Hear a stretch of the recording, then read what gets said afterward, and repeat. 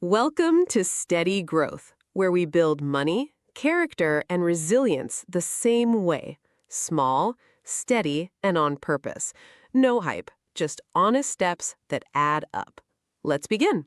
You're 40 minutes into a movie, and it's bad. Not so bad it's fun, just boring, a slog, and you already know it's not going to turn around. So here's the question. Do you get up and leave? Most people don't. They sit there for another 90 minutes, mildly miserable. And if you ask them why, they'll say something like, well, we already paid for the tickets. Stop and look at that reasoning for a second, because it's one of the most common and most expensive mistakes the human mind makes. The money for those tickets is gone. It's gone whether you stay or you leave. Staying doesn't get a cent of it back. It just piles more cost on top. 90 minutes of your one precious life on top of money you already can't recover. And yet that already spent money feels like a reason to stay. That feeling has a name. It's called the sunk cost fallacy. And once you can see it, you'll catch it running your decisions about money, time, jobs, even relationships, almost everywhere you look. Let's define it cleanly. A sunk cost is anything you've already spent, money, time, or effort, that you cannot get back, no matter what you do next. The movie tickets you already bought, the 4 years you already put into a degree, the $10,000 you've already sunk into fixing a car that keeps breaking down. The sunk cost fallacy is the very natural, very human mistake of letting that unrecoverable past spending drive your future decisions. I can't stop now. I've put so much into this. It feels like wisdom. It feels like loyalty or determination or simply not being a quitter. But logically, it's backwards. Here's the clean truth that cuts through all of it. The past money is gone either way. It is equally gone if you continue and equally gone if you stop. So it logically cannot be a reason to choose one over the other. The only sane question is the forward one. From right where I am now, what is the best move? What you already spent gets no vote in that decision. It already happened. It is not coming back. So why are we built to think this way? Because underneath the sunk cost fallacy sits one of the deepest quirks in human psychology, something researchers call loss aversion. The finding is this: a loss hurts about twice as much as a gain of the same size feels good. We are wired to dread losses far more than we crave wins. Now think about what it actually feels like to walk away from something you've poured yourself into. The moment you quit the failing project, drop the class, or finally sell the money-pit car, you have to admit the loss is real, to look at all that spent money and time and call it what it is: gone. That admission stings, and our loss-averse brains will do almost anything to avoid it. So instead, we keep going. We throw good money after bad, because as long as we're still in, we don't have to feel the full weight of the loss. We tell ourselves it might still turn around, it might still pay off, but that isn't really hope. It's avoidance. We're not continuing because it's the smart move forward. We're continuing because stopping would force us to feel a loss we already quietly took.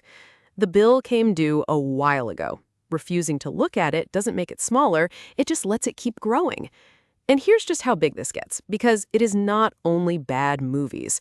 There's a famous case economists actually call the Concorde fallacy.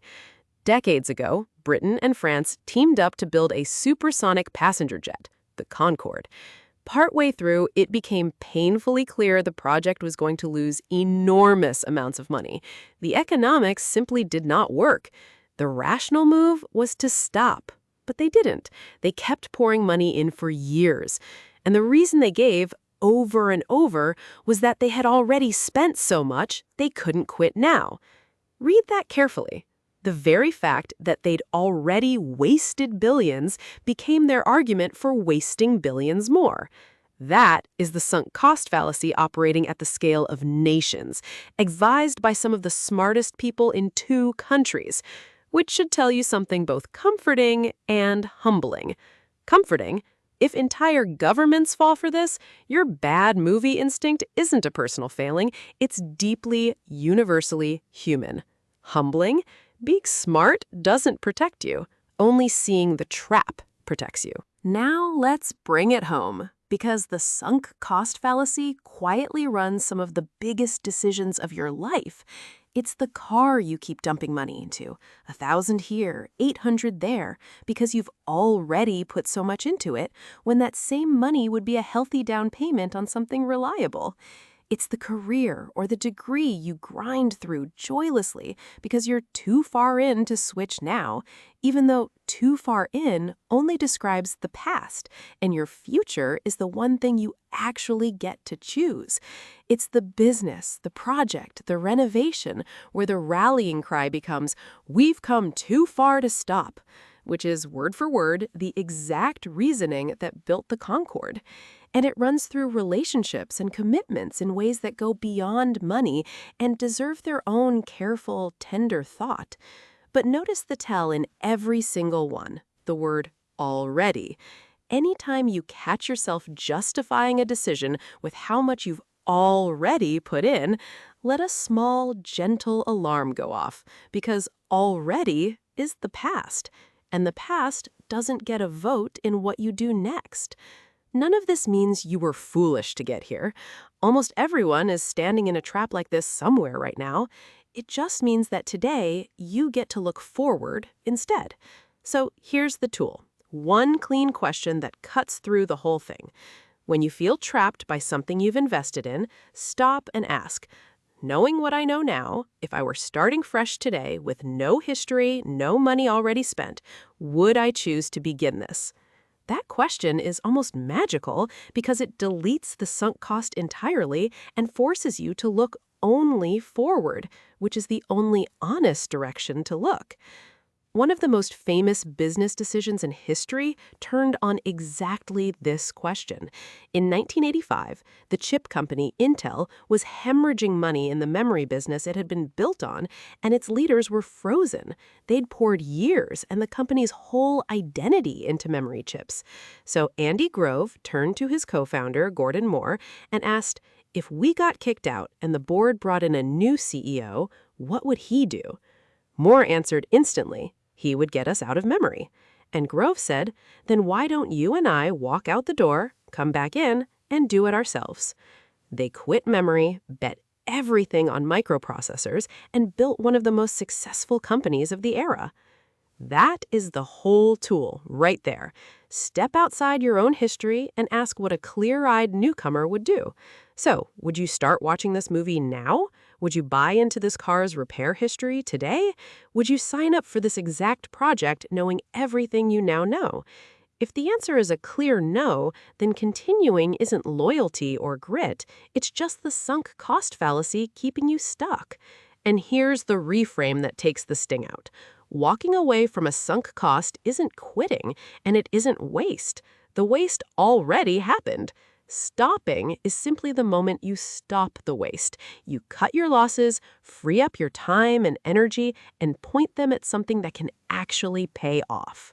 Letting go of what you can't get back isn't failure. It's the smartest, most forward-looking thing you can do.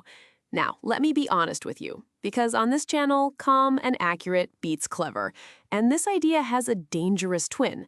Spent is gone does not mean you should quit everything the moment it gets hard. That would be a catastrophe. It's the exact opposite of real resilience. So here's the crucial line. Sometimes persisting absolutely is the right call, but for forward-looking reasons, never backward-looking ones. There are 3 honest reasons to keep going. 1, genuine commitments to other people. A promise, a marriage, a responsibility, which run on values, not just spreadsheets. 2, you're truly near completion, and finishing has real value from here. And 3, the struggle itself is teaching you something worth more than it is costing you. Notice that every one of those is about the future, about what continuing will actually get you from here. That is completely different from, I've already spent so much. So the discipline isn't always quit, and it isn't never quit. It's to make the decision based only on what lies ahead, and to be honest with yourself about whether it's a clear-eyed look forward talking or just the ghost of money you already spent. So, here's the whole idea to carry with you, and it's strangely freeing once it clicks. The money, the time, the effort you've already spent on something, it's gone. It's gone whether you push forward or whether you walk away, which means it honestly can't be a reason to do either. The only question that deserves your attention is the forward one. Knowing what I know now, what is the best move from here? That single shift from defending the past to choosing the future will save you money and time and a great deal of quiet misery in theaters and cars and careers and 100 places you haven't noticed yet. Spent is gone, so stop standing guard over the wreckage of what you can't get back and put what you still have towards something that can actually grow. That's not quitting. That's wisdom. And it's exactly how real growth works, not by defending where you've been, but by making small, steady, forward-looking choices, one after another, starting today. If something here was useful today, the best thing you can do is use it tonight in one small way. And if you'd like to keep growing with us, you're welcome in our tribe at familycreative.org. It's where we gather the tools and resources we build for people doing this on purpose, and where you can learn more, share what's working, and help someone a few steps behind you. That's the whole point. Small, steady, together. Be kind, try hard, do the work, build the family. We'll see you in the next one.